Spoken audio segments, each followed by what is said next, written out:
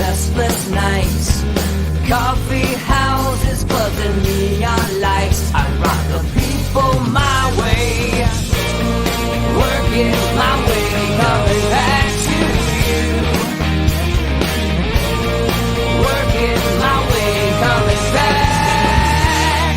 Take me home tonight, not wasting any time. Highway 95, engines on overdrive. From town to town, and in between, I see you in the morning light.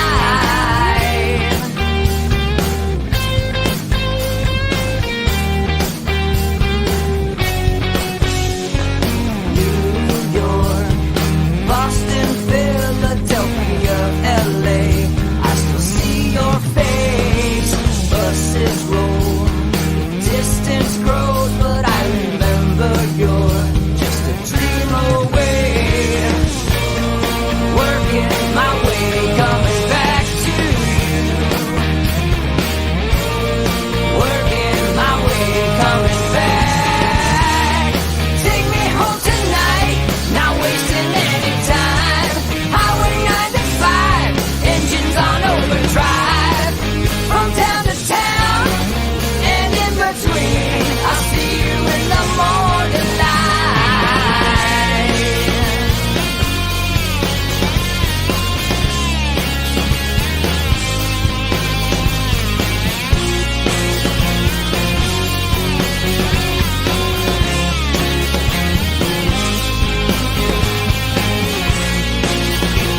Light on as I drive on, singing our song. Keep the light on as I drive on, singing our song.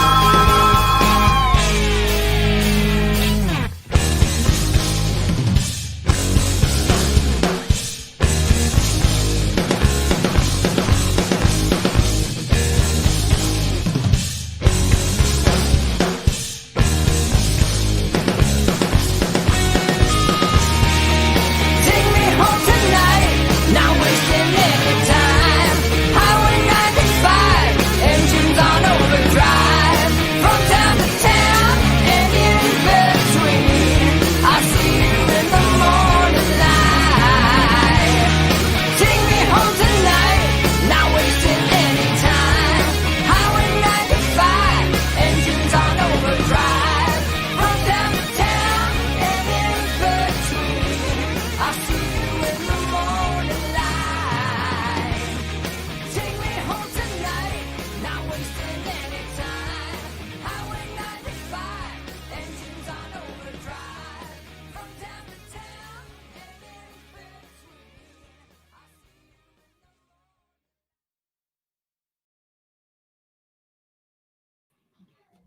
All right, folks, welcome to What Are the Odds with Barnes and Baris. If you were just joining Inside the Numbers a little bit ago, you know what we're talking about. But before I bring in Barnes, who will join us shortly, let me say this now because I forgot to say it in the beginning and the end of Inside the Numbers. Merry Christmas, Happy Hanukkah, etc., etc. I can't believe I left that out. You know? I mean, if we don't talk about that stuff, folks, then what are we doing it all for? Correct? Right? All right, listen, while we wait for Barnes, I want to read this thing because I kind of knew this report was coming, all right? So, in a nutshell, Navarro and company, they got little, just in case for people who don't know, there's like little cliques of people that surround the president, the president's movement and whatnot that have been trying to jump in and you know, help him, you know, demonstrate fraud here, help them demonstrate fraud there. And I did speak to the Navarro guys and found them to be one of the more, competent ones. All right. In any event, the Washington Examiner released a report the other day that showed what Navarro's findings were, or Team Navarro, right? Because he had people around him doing it. And this came out yesterday, but I'm going to read it. Report was written on the 15th, I believe, or the 16th. But basically, everything we've been telling you is what they focused on, which was smart. That was smart to do because the rest was a lot of hot air. It just was, some of it was reinventing the wheel, right? That's what Robert and I kept trying to tell everybody. Don't reinvent the wheel. And when he gets here, we'll talk about how, I mean, this focuses on Georgia, this report, this focuses on Michigan, Pennsylvania, of course, and their conclusion, of course, which you would expect, but their conclusion is that there was enough fraud to tip the election, and in fact, easily. All right, and I can tell you, this is one I read just on Inside the Numbers before. What we were trying to explain to everybody, especially on Inside the Numbers leading up to this election, number one on our little bullet point was a big deal. Everyone gets a ballot. And this was the major reasons that this was mail-in balloting this year was different than prior elections. And number one was a big deal. And Robert and I have hammered on signature verification because it really was the only way to combat some of this. All right. If you were voting in Georgia, you did not need to show an ID in order to cast an absentee ballot, not to request it, not to submit it. They relied on signature verification if they actually did it. And my point was, in the beginning, everyone gets a ballot this year. These were the goals. And in fact, Democrats got them in many places. In most places. In the states in question, they got it. In prior years, ballots must be requested, which is a kind of like a built-in safeguard in and of itself, because dead people and people who don't live in the states anymore don't request them on their own behalf. Okay, they must be requested, and if you are inactive, you must update your info.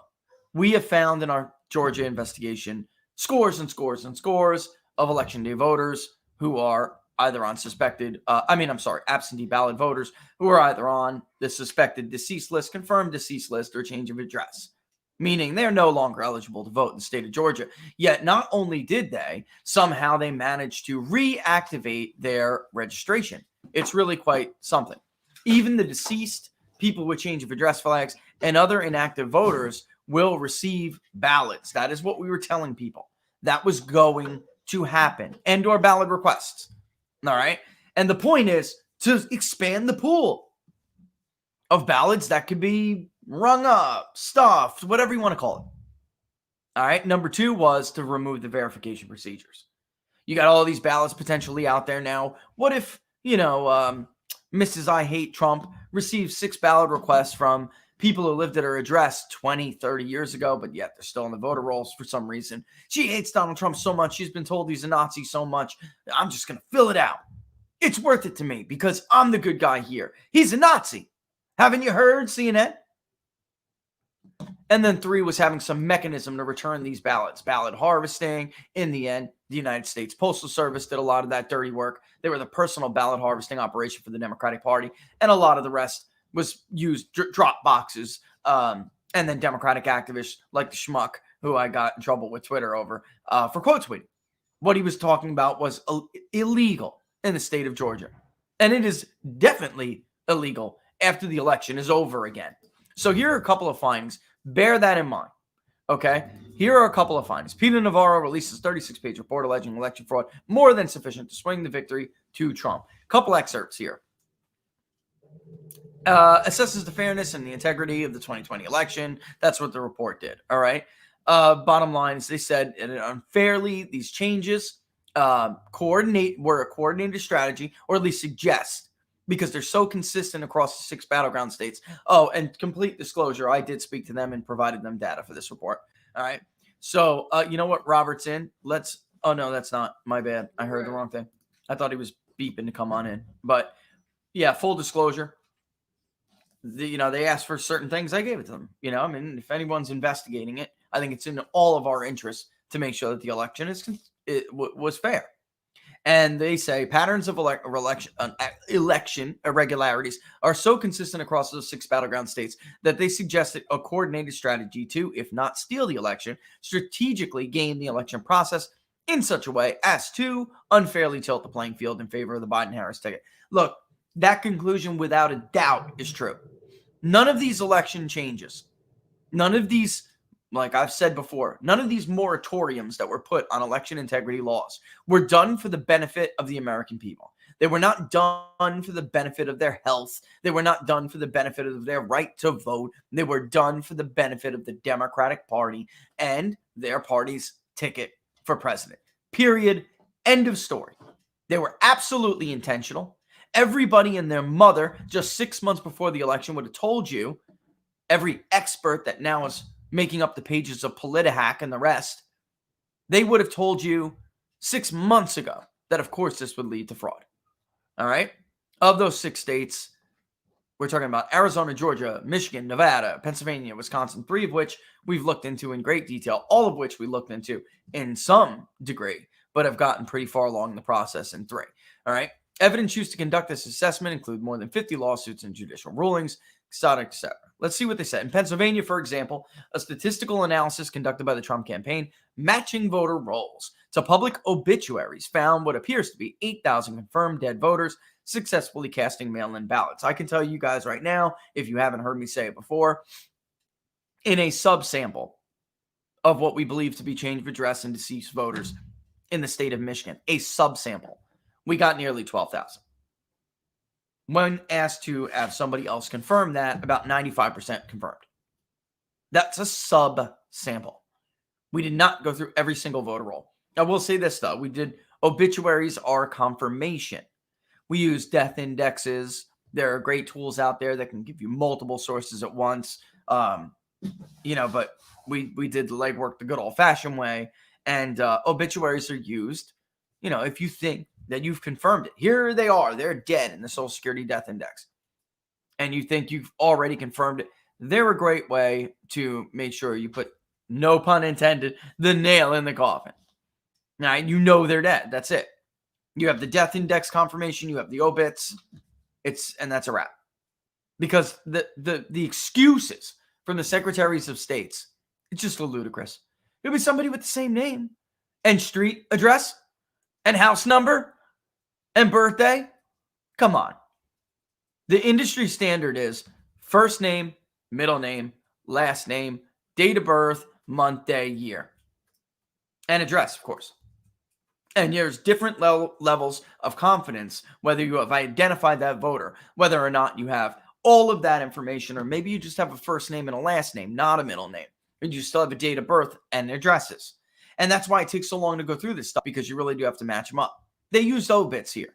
We use death indexes too, and other resources to make sure they're confirmed to be dead. And in fact, many of these people were change of address flags that later became dead. So they moved out of the state and were no longer available to vote, eligible to vote in that state many years before they died, but were never removed from the voter rolls. Yet somehow in the state of Georgia, thousands of these reactivated their voter registration, and nobody stopped them. No clerk caught on. All right. I mean, including some that are ridiculously old. It would immediately be a red flag if you're a thinking person. Anyway, so they claim Pennsylvania over 8,000. In Georgia, underscoring the critical role any given category of election irregularities might play in determining the outcome, the estimated number of alleged deceased individuals casting votes almost equals the Biden margin of victory. Now, fact checkers, that's great. Fact checkers also said that I was wrong when I told you that dead people were not only going to get ballots and ballot requests, but some of these will be returned. How on earth could that have happened? And earlier on Inside the Numbers, we read, now they caught it in some areas and they were better than others. But the fact of the matter is, this proves off the bat that they were lying from the jump. Of course, this was not like previous years. And of course, these people were going to get ballots. Hildreth Stone, Piney Bluff Road, Baxley, Georgia, dead. Born 1957. Her ballot status is returned. Why on earth did she even receive one to begin with? Now, thankfully, they caught it. It wasn't challenged. It wasn't a signature verification challenge. This was a straight up catch. They did their job. They caught it. And that's it. We don't know the instance of what maybe, like many others we found, they intended to count this ballot. But this one got under somebody's radar. And they just couldn't do it. But the fact remains, how did this ballot even go out? Who requested the information for this ballot? The media's lies just fall apart little by little the more you keep chipping away at them. How could you believe them with the rest of what they're trying to sell if the very first thing they said was a lie? Of course, those ballots were going to go out. For all of the records that we identify as change of address or dead people, it's always way more than that. Significantly more. Because nobody realizes how slow these states are to pick up on the changes. The records are not up to date. They are very slow. When you leave and you go state to state, you call the movers, you pack everything up. It's one of the most stressful things in the world. Maybe you rent a 26-foot U-Haul, you hop in that puppy, or maybe you hire the movers to do it, and you drive, or you fly. And you get there, you got to close in the house, sign your lease, whatever it is you're doing. You unpack everything. You're exhausted. You got to get right back into it. Make sure you can pay for that new house. What you don't do is call the state you used to live in and tell them, I'm sorry, can you please remove me from the voter rolls because I'm no longer eligible to vote there. How many of you have actually done that? Not many. When mom and dad die, or grandma and grandpa die, you grieve, you get the funeral arrangements, your family gets together, you grieve together, you mourn, you hold a wake, service, whatever it may be. You spread ashes or you bury the person. And then you grieve some more and you move on with your life, or you try to move on with your life. What you don't do is call the supervisor of elections and tell them that mom and dad are dead. Grandma and grandpa are dead. Please remove them from the voter rolls. So rest assured, what we think we target as change of address, as dead people, is not the totality of the situation. Which is why we had those stupid little safeguards in place. Everyone doesn't get a ballot or a ballot request go out. You have to request it. Dead people and people who no longer live in the state do not request to vote in that state, especially dead people. But this year they did. So with that in mind, yeah, there's just no doubt what they're saying they found is not only plausible, especially since some of these states we looked at. Georgia's bad. It's bad. The signature match audit is a joke. Who lets the criminal investigate themselves? There is no, and you know what? The president tweeted about this before, actually. And he's dead. He is dead right. He's dead right, like he was right about a vaccine by the end of the year, which they also fact-checked him on. He'll need a miracle. Well, I guess a miracle came. I guess he got his Christmas miracle, Laura. Mm-hmm. Right? Robert's coming soon. He's on his way. Yeah, I guess he got his Christmas miracle. But Trump tweeted before, and he's dead exactly right. The Secretary of State and the governor of Georgia, both so-called Republicans, aren't allowing, not even allowing, but forcing Fulton County to go through the vital voter signature verification process. Also, they are not allowing Republican watchers to be present and verify. Well, then what the hell is the point of this exercise? And then he says earlier, Governor Brian Kemp of Georgia still has not called a special session. So easy to do. Why is he not doing it? It will give us the state. Must act now. I mean, this is ludicrous. Ludicrous. Does anybody in the state of Georgia object to them doing this? Absolutely not. In fact, treating voters differently in the state of Georgia is not kosher dill to their voters. They want everybody to get signature verification. Everybody to get voter ID. It is not okay to treat one group of voters differently than another group of voters. And we can look at some of those because we haven't had one of the odds since we did this poll, right? We just showed them the beginning of it, I believe. Yep. Just the making of it. Right. So I'll do this like I did on Inside the Numbers briefly, and then I want to ask Robert about the case, because yesterday they dismissed one of the two lawsuits, which I think is the second one now. There's no standing before the election. Nobody's been harmed yet. Nobody has a grievance. Well, there was no standing after the election either. So if there's no standing before the election, there's no standing during the election, and no standing after the election, there's no remedy here. The only remedy would be for Brian Kemp to grow a pair and call a special session. Have the legislature take back their power. Because none of this was done in any of these states with the consent of the legislature. Quite the opposite. They were circumvented. We use COVID-19 as a predicate to do this. Why do we even need mail-in balloting in the runoff? There's a vaccine now. I thought life was going to return to normal once there was a vaccine. This whole thing was a grift. This whole thing was a con. I'm so tired of the schools being closed. Screwing over kids with the schools, stunting the social and intellectual development of children for political gain and cowardice and or greed. Little teacher union tyrants, a bunch of faux public health experts who have God syndrome, and a complacent media mouthpiece that just says whatever the hell they're told to say. Moderna's, look, Anthony, your friends are getting their money, dude. I heard Moderna's was shipping out today. You got your cream, bro. Go count your cheddar and leave the rest of us alone. Got any kids? They're probably in private school, right? Your grandkids in private school? I bet they are. If he's got grandkids, I bet they're in an open private school. I mean, Lisa's granddaughter had a snow day, but she does school at home. Oh Lord, this is the mentality we're gonna start to sow, Laura. Like, you know, like where it's all right to be lazy. It's all right. This is the end of the Protestant ethic. This Zoom generation is the end of the Protestant ethic. And for those of you who don't know, this has nothing to do with Bible thumping. This country is more productive than any other nation on the planet for one reason and one reason alone. The Protestant ethic and the spirit of capitalism. Weber. Should probably read it. It's a pretty important book. Should be read like his own words.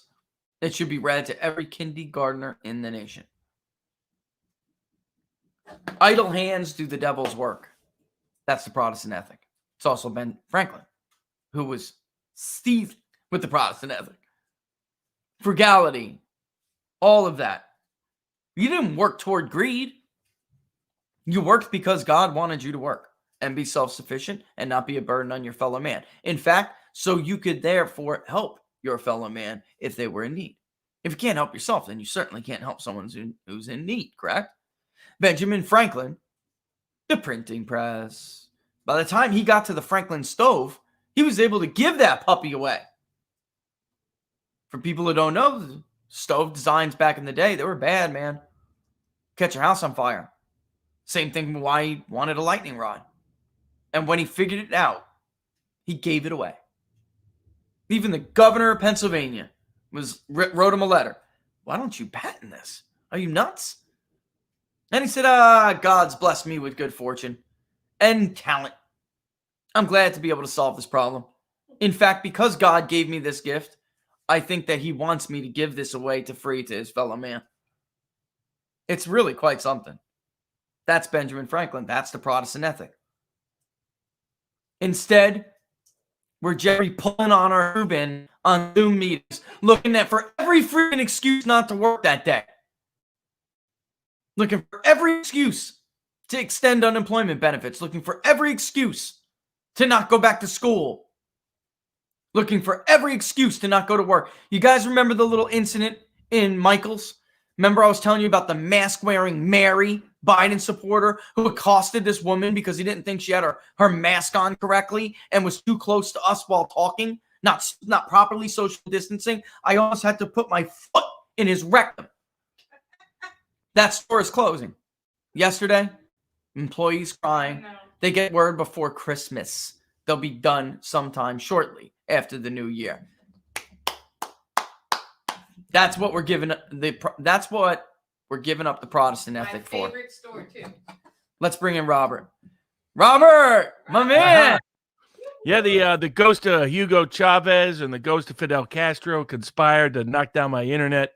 I think he may be It may be connected to Lebanon too. I'm not sure. Maybe Hezbollah. I have Linwood on it, so we're all good. Oh my God, Robert, I'm dying over here. Welcome. Listen, I was reading out some of Trump's tweets. I mean, I was on a little bit of a tirade there for a second, but I was reading out some of Trump's tweets because it's just taking it to Brian Kemp and that Sally, man, crappy burger. You know, there is no other remedy here. If the court, and you're the lawyer, you explain it, but there's no standing before the election. There's no standing after the election. There really is no other way to do this than to roll back this, this outsourcing of fraud, unless the legislature takes their power back, and they won't do it, man.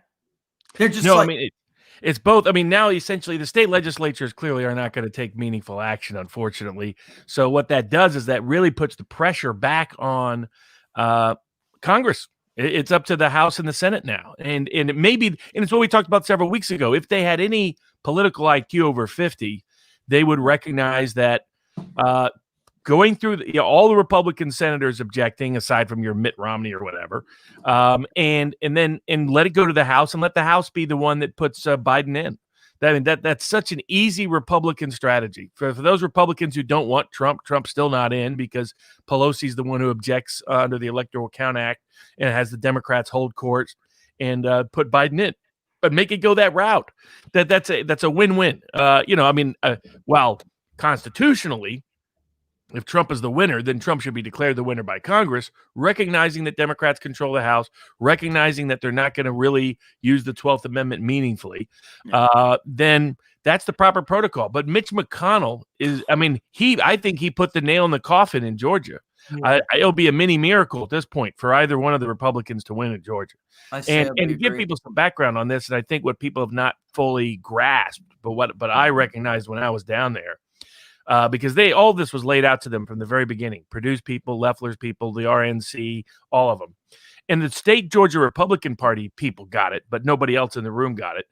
And it's because this has become clear.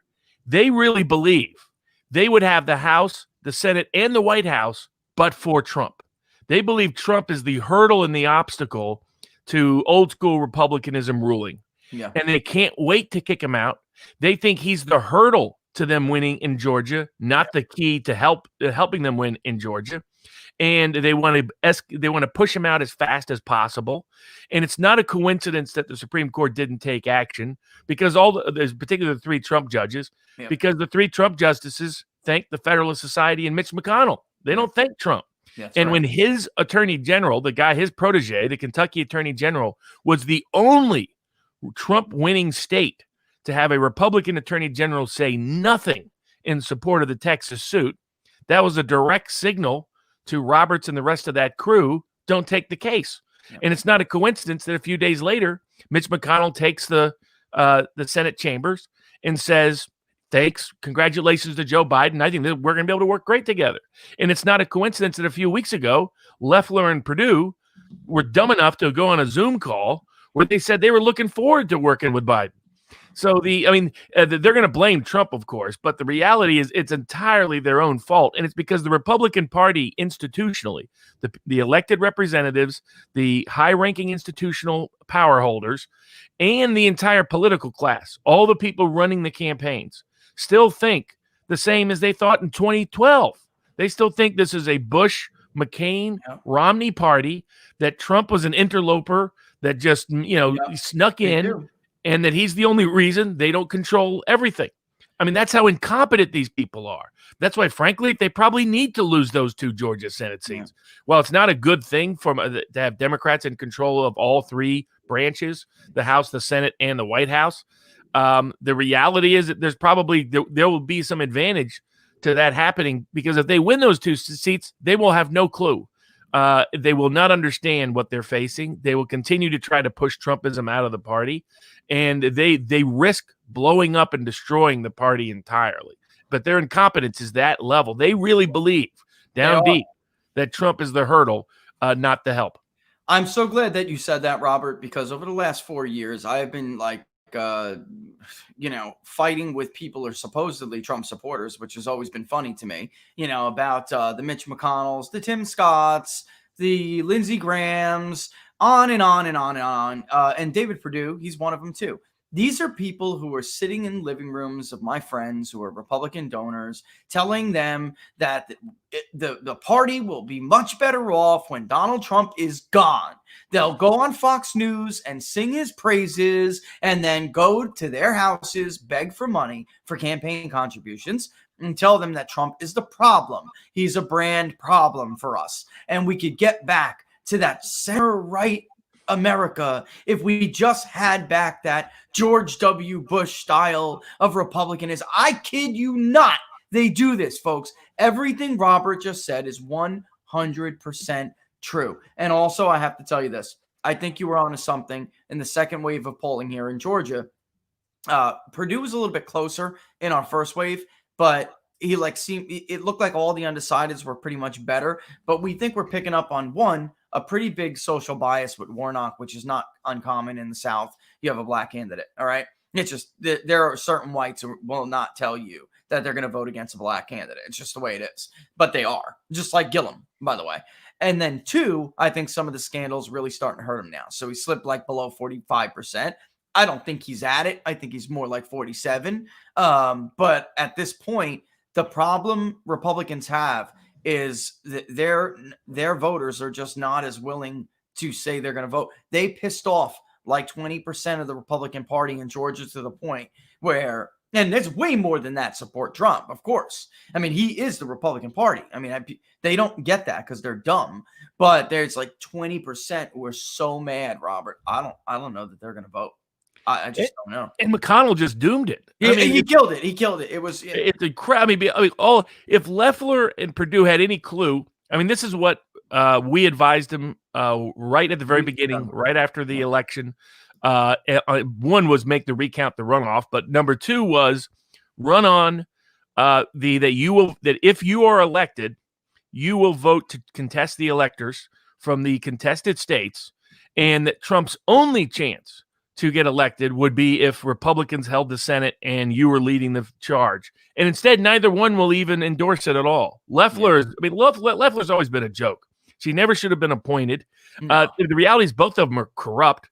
Yeah. I mean, the reason why they're in trouble in part in Georgia is because both of them refuse to say that they won't continue to trade in stocks on inside information they receive in the Senate. I mean, it's just, and the other thing is they really believe Trump, I mean, at least Trump knows, but they really believe that the screaming socialism, socialism, socialism, radical left, like a Sean Hannity 2012 speech is going to rally the Trump base. Yeah. In Florida, that might matter. In Georgia, it doesn't. They're not going to. The vote they need to get out is the working class Trump vote. That's never motivated them to get out. And number 1 and number 2, that means they need to flip suburbanites. And if it worked for suburbanites, it would have worked against Biden and Harris. It didn't. Yeah. It's one of those. Put it this way: it sounds like when the right hears the left call us fascists and Nazis. Do any of us think middle America voters take that seriously? It's just not a resonant kind of thing. So to say that Ossoff is a secret socialist and he's going to bring in radicals, it's not credible. It's not a legitimate line of attack. And look there at have to be other lines of attack, but the big one was they just had to align with Trump and make it a rerun of the November election and say send a message to Washington, send us in. It shows the election was stolen, and I will fight to have Trump have an honest vote in the House. And instead, they're running from it. They're hiding from it, and they're just so incompetent. Even if they lose these 2 seats, they still won't get the message. They'll just say, because Trump said bad things about us in Georgia. I mean, it's mind-blowing how dumb these people are. And you see it with McConnell. I have no doubt when Sonny Perdue leaves the Secretary of Agriculture, he's looking forward to cashing in on all those chips he cashed while he was Secretary of Agriculture. Yeah, I have no doubt he'll be wealthier when he's out. The same is true of Mitch McConnell. I'm sure his wealth, just like Harry Reid, will magically increase when his wife leaves the Secretary of Transportation Department and she gets to cash in. Like, people are like, well, why would they not want control of the White House? Because now's the time to cash in on what you did the last 4 years. Right. That's why. That's exactly right. And that's why. And people say, well, I don't understand why the FBI didn't say anything that they were. People don't get how Washington works. So why didn't the FBI or Bill Barr come out and say anything about why Hunter Biden was under investigation and the Bidens?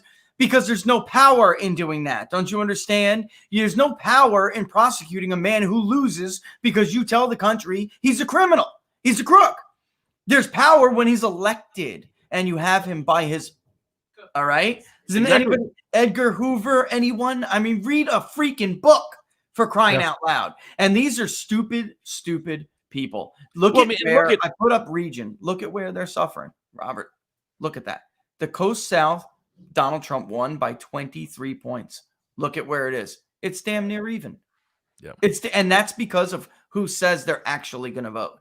The boycott vote is in that area of the state. Once I saw McConnell, I mean, Trump did what he could. He lobbied for him. He went down and did a press speech for him. But the one reason why that speech was delayed was because they should have Trump down there all the time. Notice instead it's Pence. It's because they think Trump is a negative for them. I mean, this is just insane thinking, but this is the way they really think.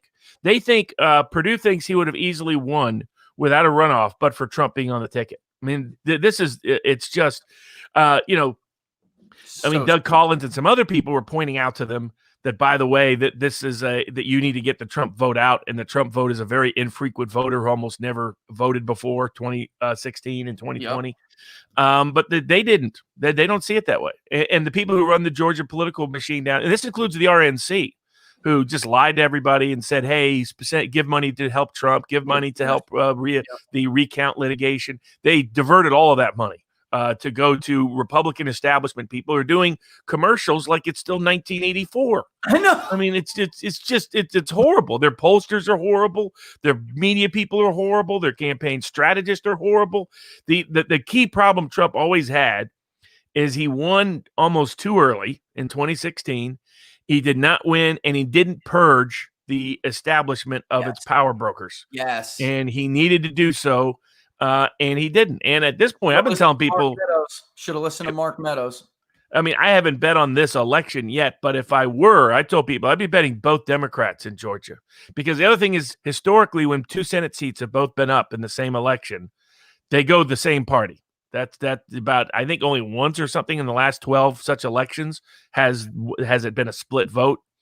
I think it's because this is a turnout game, and what they don't realize yet is those young millennials and two different aspects.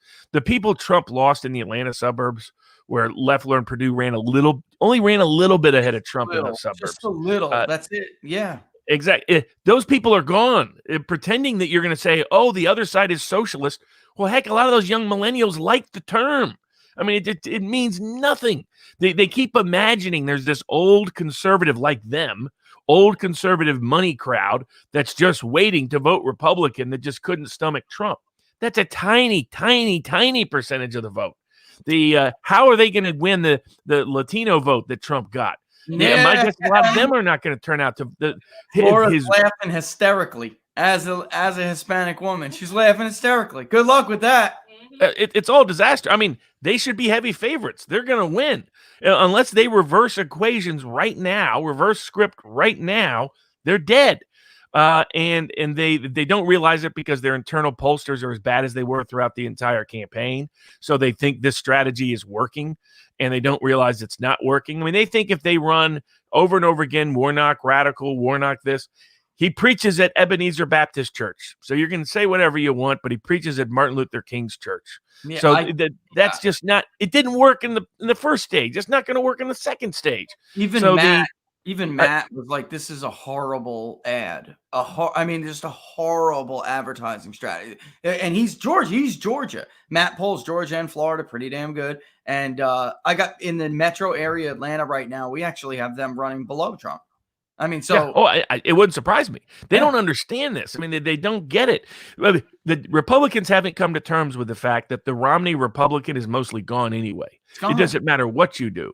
It's become popular and chic and cool in that population group to vote Democrat. You're not going to get them to flip. Now, they're finally starting to do signature match checks and the rest, but because they didn't join the suits that I told them to join and didn't file when they should have filed. Now, once SCOTUS did their nonsense, the net effect, and it was like they all thought we can just screw Trump, and then we'll get remedy. No, once you screwed Trump, you screwed yourself. That's what I tried to explain that to them when I was down there. I was talking to a brick wall. And now, of course, the same legal doctrines used to screw Trump are screwing them. Their lawsuits got thrown out, and they're like, "Wait, hold on." Oh man, the ineptitude is so bad, and the decrepitude is so bad that put us away. I'm not going to be shedding any tears over them losing. I don't like the idea of Democrats having control of the Senate, but they're so bloody incompetent at this point. Let everything fall and rebuild from scratch, because these people are just beyond levels. I mean, how dumb do you have to be McConnell and to come out and try to destroy Trump out of the gate right when the runoffs are still happening? Why couldn't you wait for this? And this was just, there's no aspect of this. What it was the loud signal. I mean, I used the line from Godfather as soon as McConnell made that speech. I should have known it was Barzini. I saw that. I retweeted that.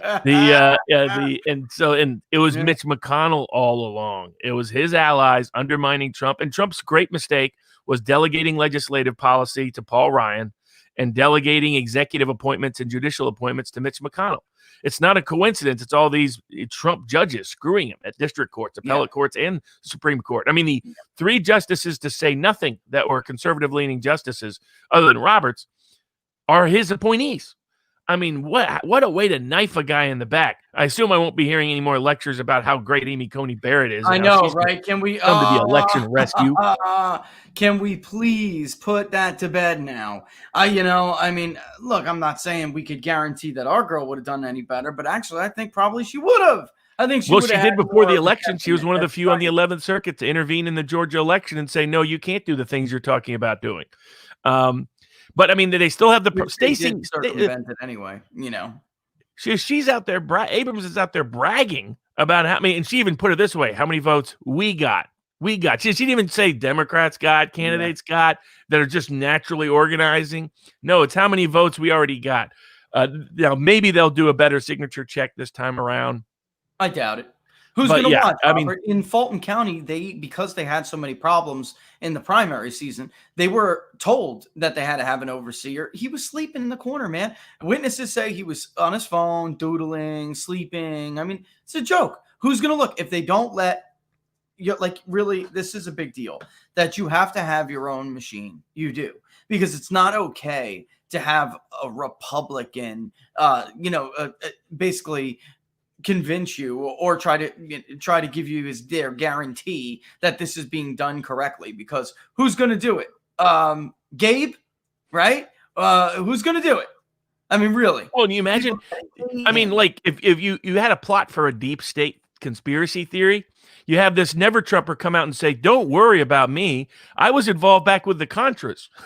It's like, what in the? So you've been involved in corrupting elections around the world for 30 years, and that's supposed to be an endorsement?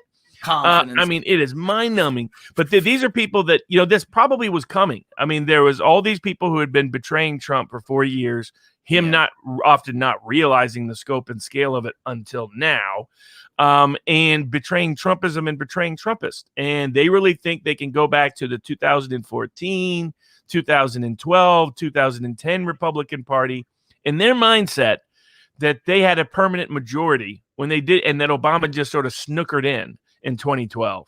They never have come to terms with the idea that there was a building populist takeover of the Republican Party. That's right. And that they were never going to tolerate Bushism. Bush majority died in 2006 and definitely by 2008. It was dead. It was DOA.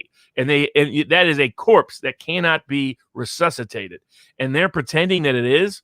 I mean, maybe they do need a lesson in the Georgia Senate seat races.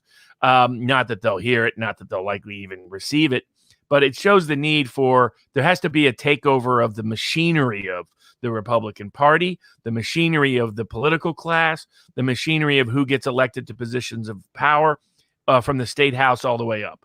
And until that happens, I mean, how dumb does Josh Hawley have to be to not be screaming about this from the get-go? Leave it to Tuberville to be the one guy to recognize, hey, this is extremely popular. I better go ahead and make something of this. I mean, if I was a senator and had any presidential ambitions, I would have been running with this from day one. And, Rand Paul said some good stuff. Hawley no-brainer. occasionally said some good stuff. Cruz occasionally said, but they should have been screaming about this from the get-go. They should have been ahead of Mo Brooks. And instead they're scared. They're like, oh, maybe. Does anyone think Democrats would be scared? They were willing to challenge him in 2004. Barbara Boxer led the fight to have Ohio decertified. Yep. So, I mean, in Congress, how is it these people have no courage? And they did that based on, phony exit polling and some write-up. They submitted a report done by what's his name? Oh, it's impossible. I mean, they had Diebold. Impossible. To the Democratic credit, Diebold was run by a Republican who bragged about how good the machines were going to work for the elections. So that part was a legitimate concern. The Dominion before Dominion was Diebold. and people forget, all these machines, it isn't Democrats who push these machines through. It's Republicans everywhere. Democrats opposed I think every single Democrat in the state House and state Senate opposed the contract to Dominion. It was every Republican who pushed it through. And that's where, but I don't think Wood and Powell have helped with where they've gone on things. But McConnell has been the worst damage by far. He single-handedly may have killed his chance to even be majority leader. And he doesn't realize that. I mean, it's total, and he's tone deaf. He doesn't hear anyone. And this is what happened. All they cared about, he and Lindsey Graham, make sure they didn't get primaried in 2020. That was it. That's it. And now they think, hey, we're back to business, old-fashioned way. This is, I don't know if you got a chance to look at this, but this is a major hurdle for the people who want to talk about machines. And also, it gave me a little bit of an eye-opener because we do conduct proxy votes for unions and corporations, and it's very secure, Robert. So I have thought a lot about election reform and how actually internet voting, I know it sounds scary, but how you could do it rather secure through a chain or something. I mean, there are ideas out there worth exploring. But in the poll in Georgia, only 8% chose internet voting as the most preferred method. Dominion. Electronic voting machines and paper ballots were just about tied. Paper ballots was the most trusted, but they were almost tied. I mean, very close. So it's hard to make an argument to people about these machines if they fully understand that the U.S. really for years has done a combination of paper and electronic. And when you ask them about their least preferred, this again really was an eye-opener for me because it would mean someone like me would have a lot of work to do. 56% said that internet voting is their least preferred and has the least amount of election integrity. And then electronic voting machines, again, right there with paper ballots. So it's a hard case to make. To these people, voting machines done correctly anyway are perfectly fine. And there's no question that what Powell and Wood have done severely damaged Trump's argument in Congress. Yeah. If the focus had been more like a bunch of House members wrote to Pelosi saying they want investigation, and they're highlighting the areas that we have highlighted. Yeah. The signature match verification problems, the mass mail-in balloting without safeguard protocols, the Dropbox use, the question of illegally qualified voters voting. It was always the combination of three. Did only legally qualified voters cast ballots? Were they cast in a lawful manner, and was the count done in a lawful manner? So it was qualifications, casting, and counting. And we had issues with all three because the counting wasn't properly monitored. The casting of the votes didn't have the safeguards with mail-in balloting, and the people that were not legally qualified to vote clearly voted. And that's what they're focusing on. And I think as that builds momentum, that will build momentum in the Senate. I believe at least a senator will object. And my view is most of those Republicans know they're going to have to vote with Trump. What I don't understand is why they're even making a big deal out of it. Let's say you're one of those Republicans that thinks you're better off without Trump. Your vote's not going to decide it anyway. The House is going to, because they're going to do the Electoral Count Act, and that allows a majority vote in the House, then if Democrats hold, you're not going to change anything anyway. So why worry about it? This was a no-brainer. This is classic Republicanism. You get to make a stand without doing anything. Yep. It should fit right within Mitch McConnell's area of expertise. Yeah, it's right up there with voting to repeal Obamacare when Barack Obama's president. I mean, it's right up there. There's no exactly. downside. It shows you how much they see Trump as a problem, not a benefit. That they want to prove to everybody, hey, we're really past Trump. We're beyond Trump. We don't we don't want anything to do with that guy anymore. Maybe when we're begging grassroots donors to send money and volunteers to get out and voters to go register and turn out, we'll talk about it. But otherwise, we're trying to tell those suburbs, come back and pretend it's Romney 2012, as if these suburban voters haven't moved. They've moved. They are not sitting in. They're not. I mean, ask Trump. He talked about the socialism and talked about the crime and talked about keeping low-income housing out. None of it got anywhere. Yeah. He got fewer suburban votes this cycle than last time. So the idea that any of those messages work has already been rejected, and they rejected it down ballot. The Republicans ran barely ahead of Trump in suburbs in the House and the Senate. They're not going to. They depend now entirely on working class voters, and there's no way they're going to. There's no way they're going to get there at this point. Yeah, I mean, maybe Mitch McConnell's consultant class is just too stupid to read a census. But here's a few things we pulled off the census before the election to explain to people. Number one, Trump and some Republicans are just never going to poll well in the suburbs, number one. Number two, this idea that there's a slip from the Romney voter in the suburb is bull. The suburb doesn't look the way it used to look.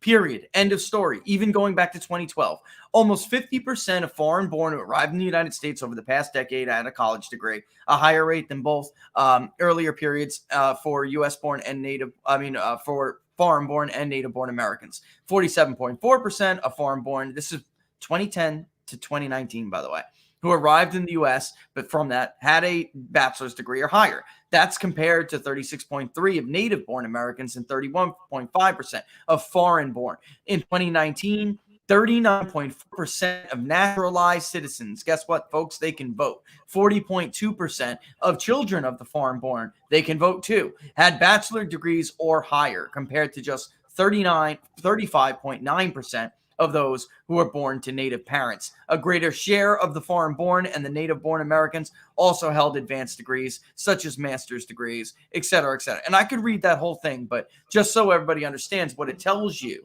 is that they are not the same suburbs that they were just 10 years ago. So this idea that it's the white educated voter only is garbage. These are people who changed the electorate pretty dramatically. And if you look right here, Perdue down 47-44 in the suburbs. He's down in the Atlanta metro suburbs, 58 to like 38. Trump actually won 46% in the Atlanta suburbs. So he's not even doing that well. That's because he's missing out on those voters that I'm telling you, I can feel it. It's like polling is really, it's part science, part art. And in the art part of this, Robert, I feel like this isn't going to go well.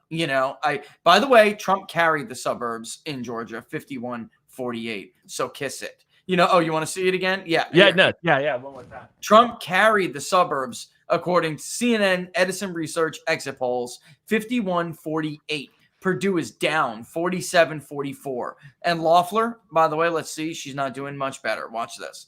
47-44. So, basically just different twists of decimal points here and there, but they're both basically down 3 points in an area where Donald Trump carried it by 3 points. So in those metro areas, Loeffler did a little bit worse than Perdue, but that's hard. You can't gauge it. It was a packed jungle runoff, or jungle primary, and so you really can't gauge it that way. My guess is Warnock will run better in the urban areas and worse in the rural areas compared to Ossoff. And Ossoff will run a little better in the suburban areas and some of the rural areas than Warnock, depending on the nature of the rural area. But at least, you look at the data and the demographics of the early vote, and you look at who's out so far and who's doing mail-in balloting. The poll may understate their current lead. I mean, that's how bad it is. And that they don't even understand this. They think they're leading, and they think their strategy is working perfectly, super perfectly. It's just, God, these people are, at some point you do need some Darwinian, culling of the herd, because these people are really, really, really not smart. When I saw McConnell do it, I had seen that and experienced it in Georgia, but once I saw McConnell gave his speech and then he let leak that he told every other senator, you better not vote to contest the election, or there will be consequences. I was like, oh my goodness. This is a degree of disconnect that is I mean, I don't know if has there been a level of betrayal of any president by his own party leadership like this ever? I not in modern America. And back then, it didn't even matter because they weren't really, party isn't the way it was back as it is now. So party loyalty wasn't as stringent. You know that. So I don't think there's anything comparable to this. And it really goes back to, and you and I have been talking about this for 4 years, Robert. He had that Nixon problem. He is from the world of business. And he really thought, oh, well, if I could only just get somebody in a room, I could charm them. I can make them see my way. Not in Washington, D.C. You cannot. No. It is not the same. It's just not. The reason why he won is because the corruption goes so deep that he was a primal scream for a lot of voters against the system. And he never fully understood that. And that the system is institutionally corrupt beyond repair. Yeah. It is something that has to be replaced, not something that can be negotiated with. Yeah, it had to be wrecked and replaced. And again, I said it before, and just so somebody asked, I saw in the comment section, Mark Meadows basically when the president was elected and brought in, Paul Ryan was, trying to kiss up. Oh, we heard a voice that nobody else heard. I will hear that voice too, right? And Mark Meadows, whose wife was a very strong, loyal Trump supporter, told the president, don't listen to this guy. He's a traitor. He's a two-faced traitor. He's got to go. We have a plan. And Trump could have made Meadows Speaker of the House by just putting his foot on it. And he completely lost his opportunity. And then he let Priebus pick people inside the White House, let McConnell pick his executive. I mean, to a certain degree, Trump must be incredibly frustrated because he did put a bunch of corrupt Republicans in positions of power. There was no motivation to talk about this until now. But yeah, I mean, some of these people were there simply to enrich their friends and their allies. That part of the left criticism was legit. Yep. I mean, Stephen Mnuchin had no business being in the Treasury Secretary's position. We don't need more Goldman Sachs people in the White House. Trump didn't get elected to put Goldman Sachs back in power. And he thought, well, I'll negotiate with Wall Street. I'll negotiate with the Pentagon. I'll negotiate with Washington. I'll put all of their corrupt allies in key positions of power. I won't put my people in. And he generally didn't. The key people the one or two people he did, they got removed very quickly, like Flynn, ultimately Bannon. And they kept people like Stone as far away as possible. And the net effect of it was that he was surrounded by adversaries, and he kept thinking he was negotiating with them when they were using him. And I think he's starting to experience the full scale of that. And that's another reason why this is bad politics by McConnell. Trump is a guy that has a long memory. I mean, Trump has spoken repeatedly and openly that he enjoys revenge simply for the benefit of revenge. He said that one upside to him going through bankruptcy in the early 90s, there's an interview with him and Charlie Rose, he goes, I got to find out who my friends and who my adversaries were, who was really going to stick with me in time of need. And the people that didn't, I'm going to get to pay back now. And he, by the way, he did. People don't even know all the backstories, but there are people that screwed him over in that time period that he paid back in spades. Anyone they're motivating him to not only stay active, which is good, I think, for the populist cause, but they're motivating him to look at, I really do need to take, like, what should Trump do? He should look at anybody who betrays him and support primarying him. Use his leverage, use his name, use his donor base to start to teach the Republican Party who runs the Republican Party. Robert, I've been on the ass end of a Trump endorsement polling for another candidate, and we were going to win. I mean, it was going to be a runaway. And Donald Trump dropped one tweet on us a week before the election and killed us. He killed us. I mean, how fast did we collapse? 2 days, so nice. 3 days. Yay!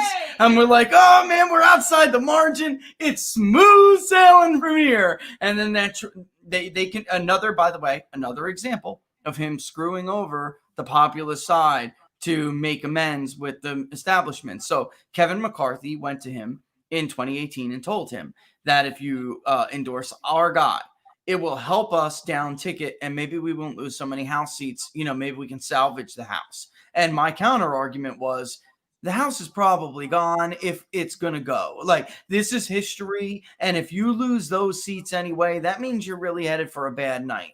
Just stick with the guy who's loyal to you. Oh, you know, and because he was. And for those who don't know what I'm talking about Travis Allen, who was running for governor in California. We were winning that race. It was not, it wasn't going to be a blowout, but Cox was mired down low, high teens, low 20s, and we were going to eke him out because we had a more excited voter base and we had the Trump base, and he killed us. He voted, he tweeted, he said, vote for Cox to keep the House. And you could see in his tweet that he believed them. And I got the heads up that they were going to sell this to him.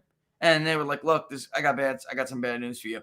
The president's about to take a meeting, and they're going to kill you guys, and it happened. And it was, Robert, it was 2-3 days we collapsed. And that really goes through the power that Trump has.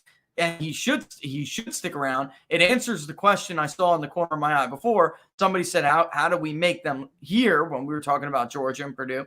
The answer is you can't. They have to be defeated. That's it. They have to be defeated and replaced. You need if you were a supporter of the president and you want to see that agenda come back and move on or survive, you have to get rid of this party. One man a revolution does not make. And, you really needed to fill the ranks of this party with people who believe in that vision. And I'm not talking about people who are full of crap, because Lindsey Graham was one of the ones I was just telling you about in my friend's living room a couple of days after the election, going, look, we all know they stole it from him. We all kind of thought they were going to do that, but there's not a lot we can do about it. Well, then why are you sending everybody text messages saying you're going to stop the steal, give me money? Right? Exactly. I mean, the amount of money they've just flat stolen is just outrageous. And a betrayal. But it's a mistake at multiple levels. You have Republican Party people talking about forming a third party. You have actual Republican legislators in Texas talking about seceding for the first time since 1860. These are not good indicators for your strategy, and they're just completely ignoring it because they live in their own little cocooned world. Sort of a Lincoln Project world where we're getting rid of Trump is the salvation of the Republican Party. And that's why they're publicly abandoning him. And it's likely going to cost them the Senate, period. Not only there's 2 seats in Georgia, but thus the majority control. But it may do fatal damage to the party, or at least its institutional control anyway. Because I think Trump now understands much better than he did, the degree to which McConnell was Barzini all along. I think Trump was truly shocked by that. He didn't. People had been telling him this, but Trump is one of those. He really wanted to believe the best of his adversaries in a certain way, and that he could persuade them and negotiate with them, and that their public statements in his support were really with him, and that just wasn't the case. Yeah, I hate to say it, but I'm just looking at some of this stuff. The bottom line that they didn't fight harder for this stuff, Robert, because as we said, if you gave them an inch, they were going to take a foot.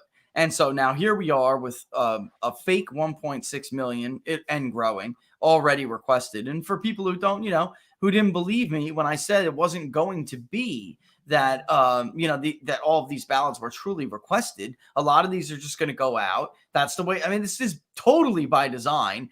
And if you ask the people of Georgia, do you think that vote by mail increases fraud? Look at these numbers. I mean, it's not even like it, I just don't know who the media represents anymore, Robert. 31.4% strongly agree. 25.4% strongly agree. They want voter ID on mail-in ballots. Okay. Voter ID to all voters is how that question was worded.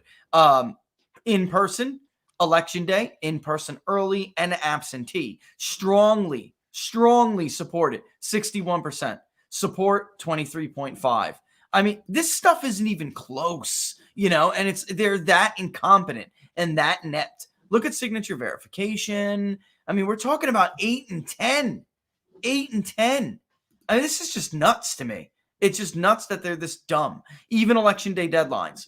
For most people didn't even understand what we were talking about. But when you lay it out, like, listen, deadlines for precincts and counties to report not the vote shares for each candidate, but the total number of ballots that, each precinct or county has. And that's basically to, counter suspicion surrounding late arriving ballots. which is always going to be suspect when you find 35,000 ballots in a car, Robert, or something, like it's going to be everyday people get this. And yet the media pretends like you're a conspiracy theorist or something if you question a ballot that came in 48 hours after the election.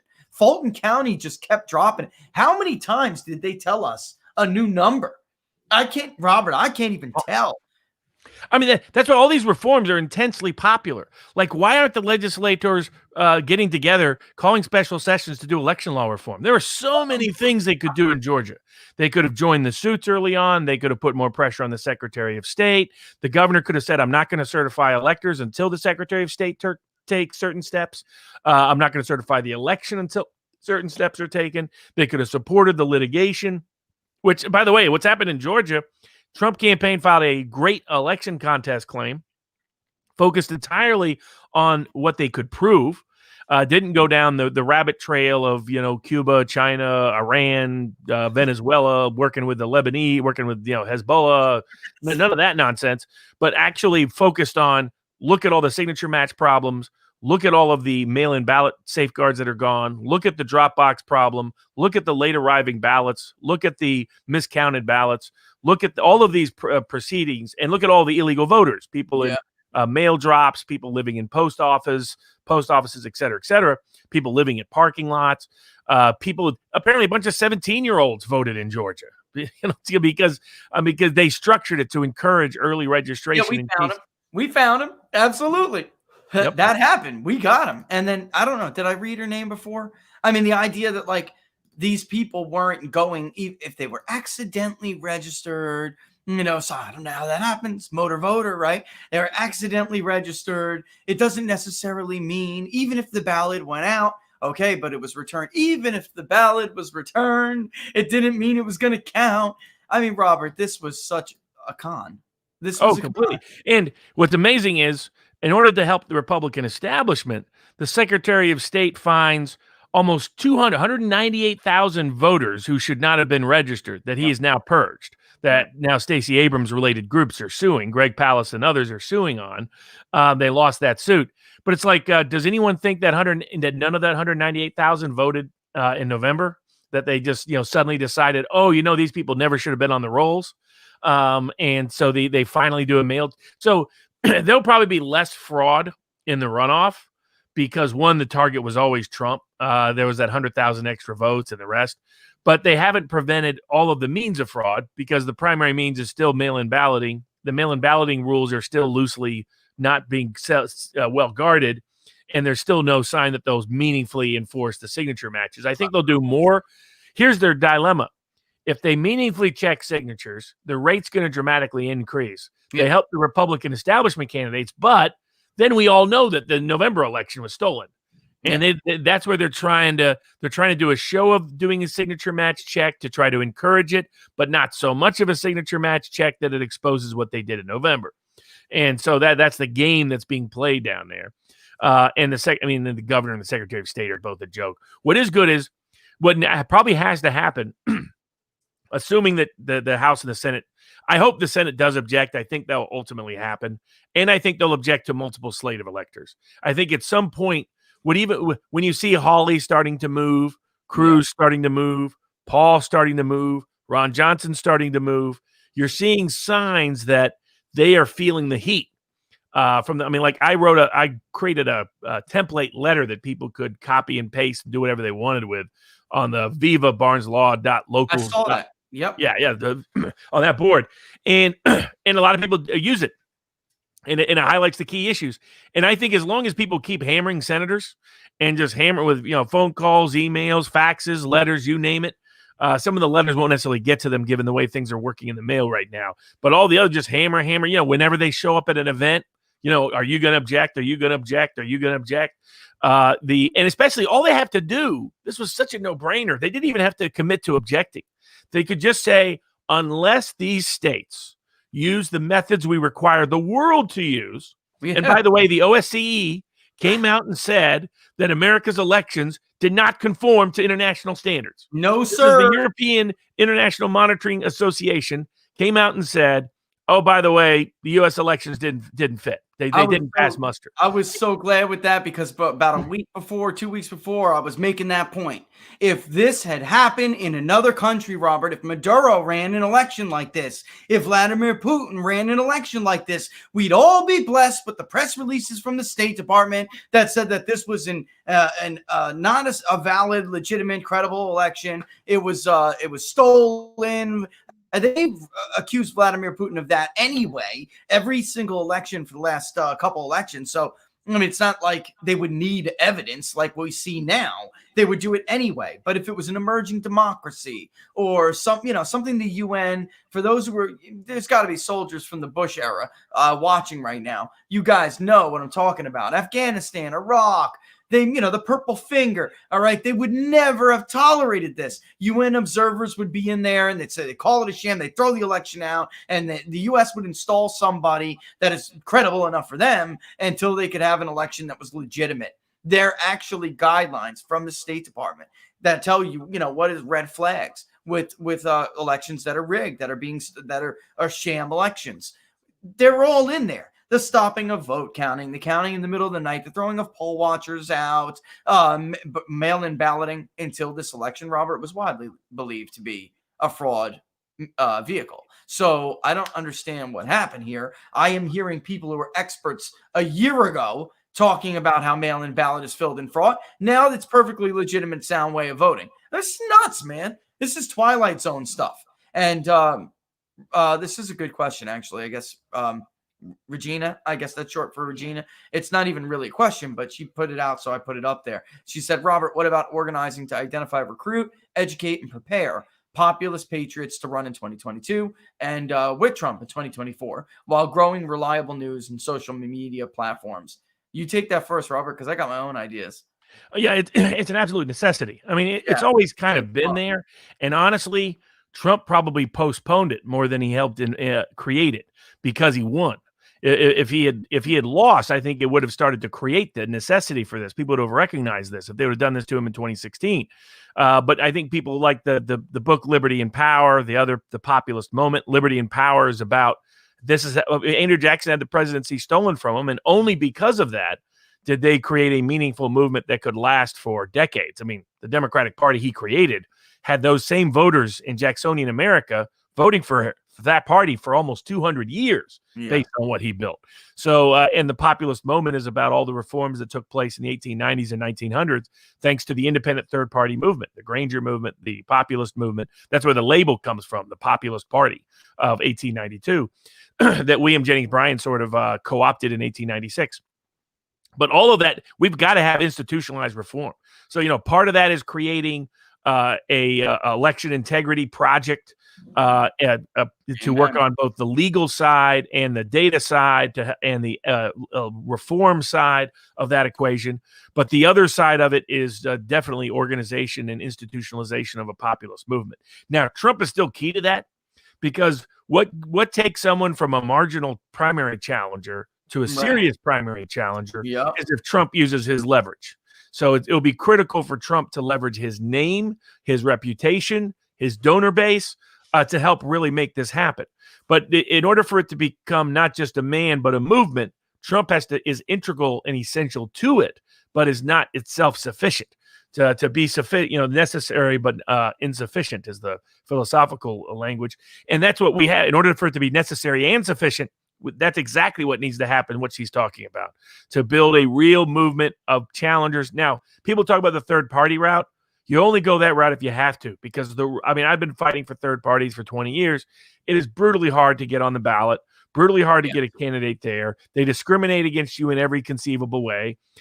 You'll suddenly see new signature standards. Watch when they do the recall petition in California. Suddenly they'll discover signature matches all over again.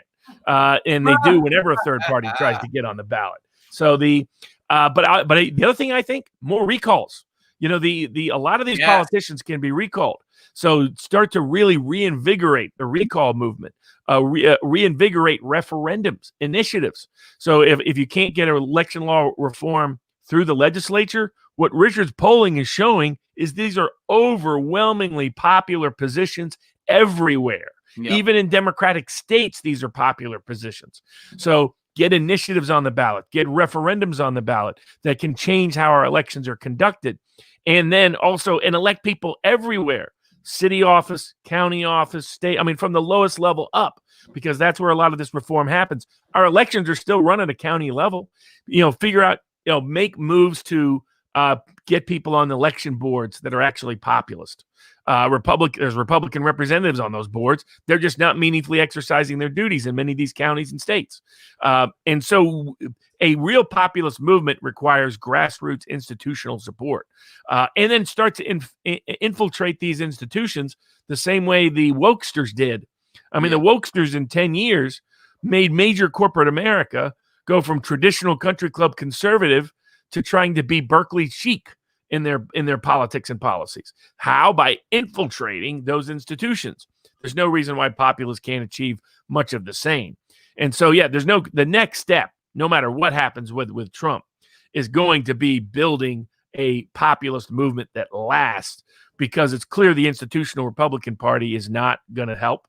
The populists on the left are about to discover that with the Democratic Party. They can't hold this together, Robert. They cannot hold this together. This is it's pure neoliberal. He's putting all the warmongers back in. He's putting Wall Street back in. He's putting Goldman Sachs back in. This is going to be the worst of Obama on steroids. Yeah. He's going to have all the wokesters to try to appeal to identity politics. And what he doesn't understand is that only appeals to the Twitter left. It does not appeal to the populist left, to the core of Bernie's actual voters. Those people want meaningful, radical reform. They're not going to get anything close to it. That's the other problem with the socialist stuff. Biden's a corporatist. He's a statist. Yep. He's not a real radical. No, he's out to see who money he can shake down from whom. That's what he's about. He's just a good old fashioned Democrat machine crook, corporate machine crook. That's it. 6-1, Robert. You thought Hillary Clinton you thought Wall Street donated more to Hillary Clinton than they did any other Republican candidate. It was double worse for Joe Biden. It's 3-1 for Hillary. It's 6-1 Biden over Trump this time around. And there's this intelligence report that is not being allowed to be made public yet, but it says that China influenced the election to get Biden in the White House. That's what it says. All right. Anybody, including you, Charlie Gasparino from Fox Business, it's true, because I know you're speaking to some of the same people we have. And the fact of the matter is, China pushed this man into this race. China got their contacts on Wall Street to nudge him. Come on, Joe, you could win, Joe. You've always wanted to be president, Joe. We could do so much together, Joe. And they were really just China hacks. They're not China hacks, but they made business with Beijing. So Beijing maybe that's what he should have called him, Beijing Biden or China Joe. I said that. Beijing Biden was the better name, Sleepy Joe. Yeah, he never ultimately settled on a good name. It was one of his few nickname failures. Either Geriatric Joe or Beijing Biden. That was really the two that were best. Absolutely. And if you look at it, but for China's release of the pandemic and how they handled it, and then their lockdown policies in response that got modeled everywhere, Biden has no chance. So China was clearly the number one factor in the election. And it was real foreign interference, not the fake allegations of Russian interference. This was real foreign interference. And again, they're always bragging about it, Robert. They're bragging about it. Do you see these videos? They are bragging about it. They were lamenting how Trump was such a pain in their butt. They were like, well, you know what? We had America for years, and this guy Trump comes along. What a pain in the butt he was. We couldn't control him at all. Thank God we defeated him and we got Biden in there. That's our guy now. You think I'm kidding? Absolutely, no doubt about it. And it didn't require anything to do with the machines. It was all you needed was mass mail-in balloting and the lockdowns that killed the economy. Zuckerberg helped them. And, massively. Yep.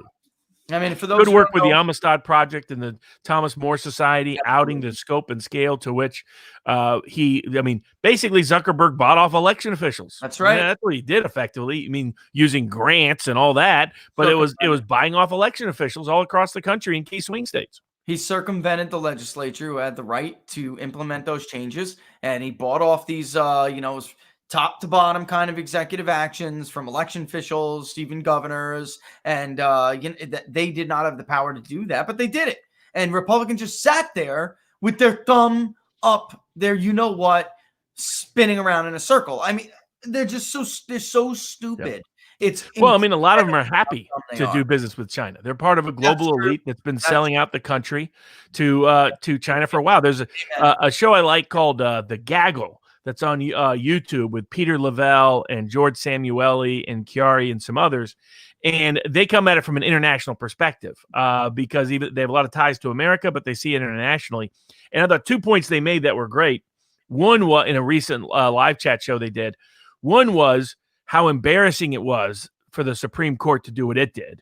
That, here you have the wise elders. That's how they're seen to the rest of the world and to the ordinary person in America. It was a very good perspective in that sense, because they're like, these are the people who are supposed to be the elders you go to when you have a problem, when you have a dispute, when you have, brother and brother right at each other's throat like you do in America right now on elections. And they don't even hear it. They don't even say it. I mean, imagine if next time your daughter gets upset with you, Richard, you said, I talked it over with your mom, but you don't have standing to raise your complaint. I'm sorry. Yeah. How would that go? It'd be like, what in the world are you talking about?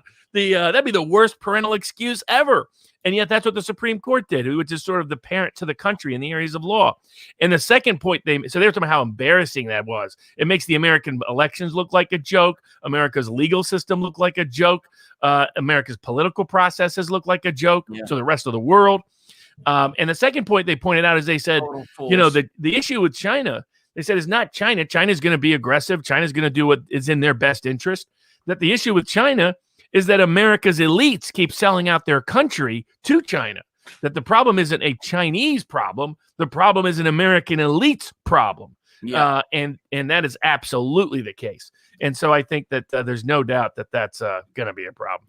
So, but that's why I think, the two things people can do: one, reach out to your senator, and reach out to every other senator. Why Josh Hawley is still sitting on his rear makes no sense to me. Don't pretend to be Mr. Populist future and sit on your rear about the biggest stolen presidential election in American history. And again, all he has to do is say, I will object unless these states allow a monitored signature match to occur, and print. Why haven't they published the ballots yet?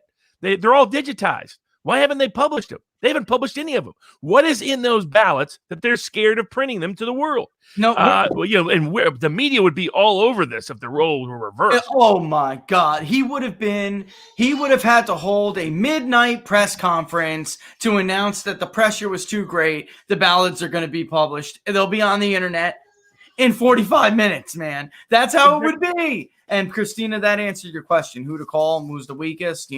Josh Hawley is the one who's got the most to lose. That's all there is. Yeah. We all know he has. How incompetent are these senators who want to be president? Yep. I mean, Ted Cruz should have been doing this right away. I mean, he already made a monumental mistake when in 2016 he didn't endorse Trump at the convention that caused permanent damage to him in all likelihood. But he could recover with ease when he's the Mr. Supreme Court type lawyer. And he said good public statements. But he should clearly come out and say he's going to object unless these states do what show the election was transparently honest. How hard is that? That's not even committing to objecting. That's just saying if you states don't certify your election by using transparent mechanisms with a monitored signature match and print all the paper ballots you have, that's it. And show that your poll that the people who voted were qualified to vote, that trifecta, answer these allegations, then I'm going to object because you failed to produce audited proof of your books being accurate. I mean, it's what you would do on the stock market. That's it. So, I mean, this is not hard. And yet all these senators are like, oh, I don't know. I mean, that's what these new rounds of fake polls are about. To keep the Ted Joe Cruz, Biden is the most popular president-elect in history. Please, get the hell out of here. Surpassing Barack Obama. Get out of here. Stop it. Just stop it. His favorability rating wasn't even good in the exit polls. Now, it's such a joke. I can't believe that they still believe this crap. I can't believe they're this easily duped. Some of them are duped, and then some of them, like some of the commenters are saying, it's because all of their advisors, the coterie of advisors, the whole political consulting class that they rely upon for information, and the Fox board, which is manipulating things at Fox. Absolutely. The combination of those two is that they're not hearing their I mean, this is how they almost did the immigration deal. And that's what I was telling people. I was like, I think if Democrats have control of the Senate, they are no more likely than with the Republican control of the Senate to get certain things through. I think they're not going to be able to stack the Senate. They're not going to be able to pack the court because, like the senator from West Virginia and some others, they won't go along. And down deep, Biden doesn't want to do it. But if amnesty happens for 11 million, 20 million, however many people, it's just as likely to occur if Mitch McConnell's ahead of the Senate as it is a Democrat. That's reality.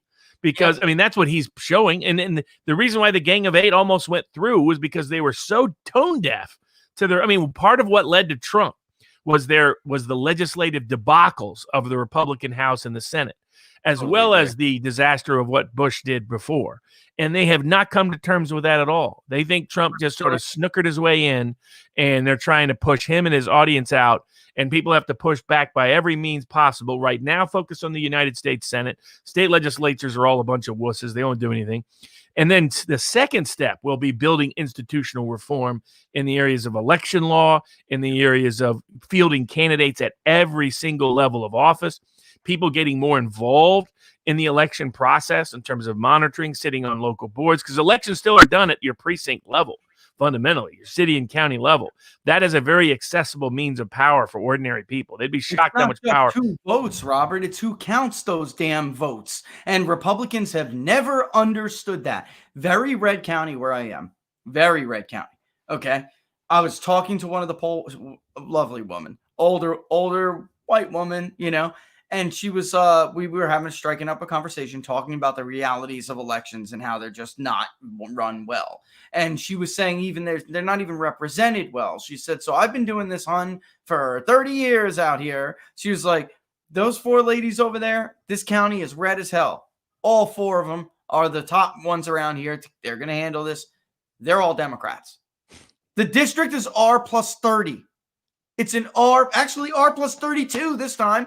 R plus 32 district runs through Carteret, Craven. What the hell are Democrats doing counting the votes in that precinct? It's just exactly. And the one reaction I hope people do not have is one of resignation. Like a great line from the movie 8 Mile, which is the greatest trick the devil ever pulled, was that he convinced people he didn't exist. And another one is when you dance with the devil doesn't change, the devil changes you. But as part of that equation, people underestimate their own power. And so the reason why Trump had success was because people seized that power through the vote, through donations, through their activism. They can do the same thing at their local community at multiple and myriad levels that can radically rewrite the political script moving forward. And basically what we need is a populist 1890 style movement, like the Populist Moment book from Lawrence Goodwin discusses, the Liberty and Power text from we need a Jacksonian era movement. The only way we're going to create lasting institutional reform in America is if ordinary people seize power and they exercise power at every single level that they can. Not only in methods of public persuasion, supporting independent social media platforms, independent news outlets like People's Pundit Daily. So by doing all of those activities, you help change the world one piece at a time, one place at a time. And that can absolutely happen.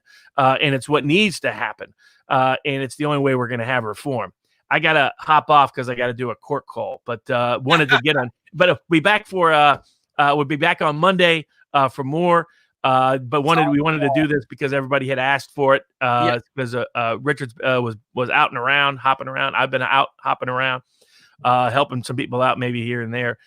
So we'll see how it goes. But everybody stay involved, stay engaged, stay connected, reach out to United States Center, and we will help figure out ways to make your ability to make a difference meaningful and impactful. And we'll be discussing that in the coming weeks and months. It's great advice. All right, I'll take us out of here. Robert, thanks for joining. Go ahead, get your call. I'll take us out. Everybody follow Robert at Barnes_law. All right. And you know how to find me. All right. Don't forget, before we go here, subscribe to the page, People's Pundit Daily. God, time went by quick. It's 3:30, just like that. And then if you're on YouTube, Facebook, you're a Facebook user, mosey on over. We'd very much appreciate it. And like the page, People's Pundit Daily on Facebook. That will automatically, Facebook's good with that. They alert you right away. The minute we go live, they alert you right away. And then, of course, you have to hit that notification bell on YouTube in order to get it. All right. But yeah, there was some other question. I thought I was missing somebody's question. Juan, in case Laura didn't answer yours, yeah, we'd be willing to talk about that. And I think ultimately Robert was saying it too. That really is ultimately the way that this is going to have to go. Looking at all of the polling that we've done on this before the election, 6 battleground states, 4 in 10 at least, did not trust this process. Overwhelming support for not just signature verification and photo ID, but the equal treatment of these voters, which was not done in the state of Georgia. They're full of crap. The voters of Georgia, overwhelmingly, including large shares of Democrats, want things like election deadlines, meaning officials have to report the total number of votes cast in their precincts and counties by a certain time on election day. Not who the vote is for. How many votes do you have? No more, oh, there's 50,000 in a, we forgot about in some truck. Or found under, some stack of boxes in a warehouse. This is crap. Can't have it. 29.5% of Democrats in Georgia strongly support that. Another 31.8, 32% support it. That's a majority of Democrats. A big one. More than 6 in 10. So there's no reason to not know the number of votes that you have. Think Fulton County's big? It's nothing compared to Miami-Dade. They managed to crank that out there, no problem. The fact of the matter is, the areas that did not have election integrity had problems, have suspicions, have question marks surrounding them, and now have cast doubt on the entire credibility of this election. Those that did have election integrity went smooth as a baby's bottom. That is not, I don't believe in consequences. Joe Biden just gets, there's a president, an incumbent president, who receives more increases in vote totals ever in the history of the country, ever. And the challenger, who had no enthusiasm, who couldn't even win one of the first 4 primaries in the states, gets more than him? A record? More than the first black president. So an old white corporatist man, an old white guy who's a corporate shill, gets more votes than the first black president, an outsider figure, hope and change, and more votes than the first woman nominee. No way. No way. I'm sorry. No way. Says who? Gavin Newsom? Says who? Fulton County? Says who? Kings County? Philadelphia County? Allegheny County? Milwaukee County? These are not exactly people with the greatest history of integrity. Not me. No way. Sorry. No chance. All right, so here we go. I'm going to take us out. We will be back. Try to get that stream, maybe. Throw it up when we're doing the thing for Charlie Kirk. And then I think I'm in the morning. So we should be able to do what are the odds from on location. I'll just have a background of the event. Big deal. All right. So we should be able to make that work. All right. And yeah, we're doing a panel on election integrity. It's good stuff. Voting anomalies. Yes. PolitiHack. Anomaly. Something that deviates from what is standard, normal, or expected. There are a number of anomalies in the present electoral system. I used it in a sentence for you. Lazy. All right. I'm out of here. We love you guys. Always have a very safe holiday. Have a very safe weekend, and enjoy the holiday season. I know this all is very crazy and stressful, but you got to learn. You got to remember. I'm sure you don't have to learn. You got to remember to enjoy what we have. What we have, and the holidays are no better time to do that, right? Otherwise, what's it all for, guys? What's it all for? So make some hot cocoa, chill with the kids, build a snowman, turn on Hallmark, whatever it is you guys do, decorate the Christmas tree, light the candle on the menorah, and enjoy yourselves, or at least try. All right? All the best, and we'll see you on Monday.